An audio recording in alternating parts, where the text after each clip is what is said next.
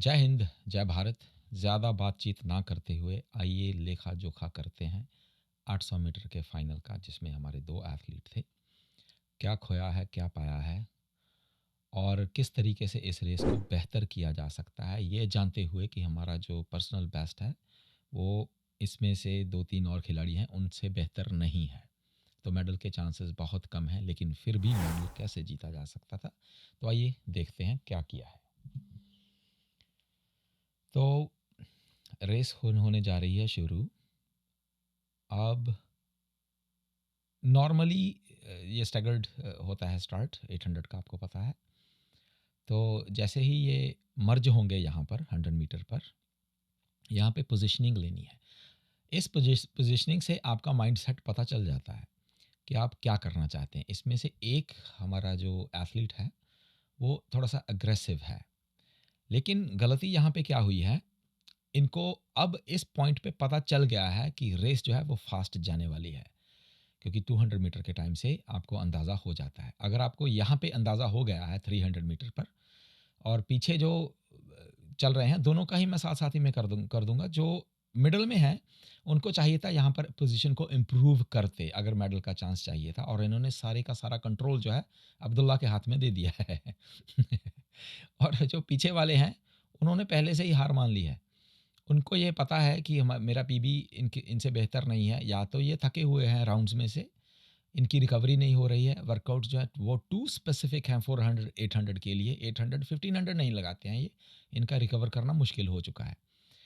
क्योंकि ये गलती इन्होंने की जो चौथे, अभी 5वें नंबर पे चल रहे हैं, पीछे से गलती की है इन्होंने 300 मीटर से। अब उसका भुगतान, एक तो इनका जो फर्स्ट लैप है, वो इनकी क्षमता से ज़्यादा इन्होंने किया है, और उसका भुगतान दोनों ही कर रहे हैं। और पीछे से जो चौथे नंबर से आगे वाले हैं, पीछे वाले हैं, वो सभी इसका भुगतान कर रहे हैं।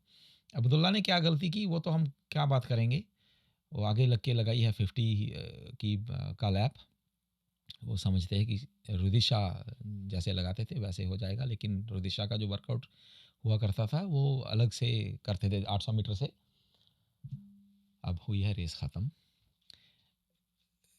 जो मेन गलती इन्होंने की है, वो ये है कि अब्दुल्ला को कंट्रोल दे दिया है। अगर आपको पता चल गया है 200 मीटर पे जाके कि ये रेस हाथ से निकल रही है, हाँ, पता है मुझे कि ये 2 मिनट के अंदर की रेस है, और लैक्टेट जो है वो ऐसे बिल्ड होता है आप पर कि आप लैक्टेट के समंदर में हो। लेकिन फिर भी यहाँ पर किया जा सकता था कि 300 पर अपनी जो पोजीशन है उसको इम्प्रूव करते और अब्दुल्ला पर लगाम लगाते, लेकिन इन्होंने नहीं लगाई।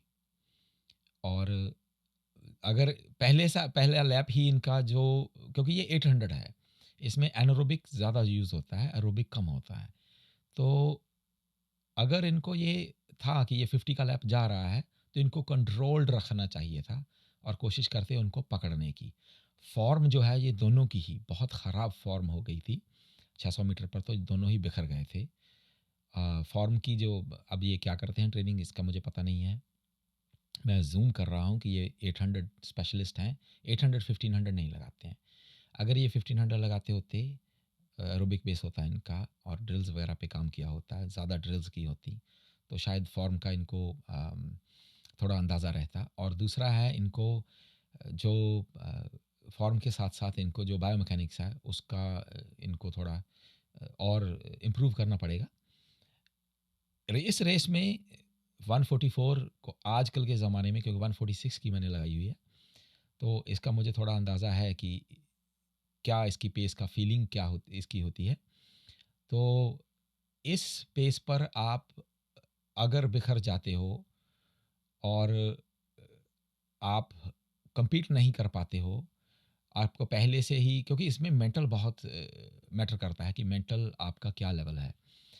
पहले ही आपको पता है कि ये एथलीट हमसे अच्छे हैं और हमारा चांस मेडल का कम है, लेकिन आप इस माइंडसेट से रेस की लाइन पे खड़े नहीं हो सकते हैं कभी भी। माइंडसेट वही चाहिए कि मुझे किसी तरीके से मेडल निकालना है, मुझे कोशिश करनी है कि अपनी क्षमताओं को ध्यान में रखते हुए, वीकनेसेस को ध्यान में रखते हुए, किसी को अपनी वीकनेस को जो है वो निशाना बनाने का चांस नहीं देना है। अब्दुल्ला ने इनको निशाना बनाया, लेकिन वो खुद बन गए। वो जो एथलीट थे इसमें शायद कुवैत से हैं, उनका उन्होंने इसका भरपूर फ़ायदा उठाया क्योंकि उनकी रेंज थी ये। उन्होंने वो गलती नहीं की, अब्दुल्ला को लीड लेने दी। उनके लिए ये अलग स्ट्रैटेजी अच्छी थी।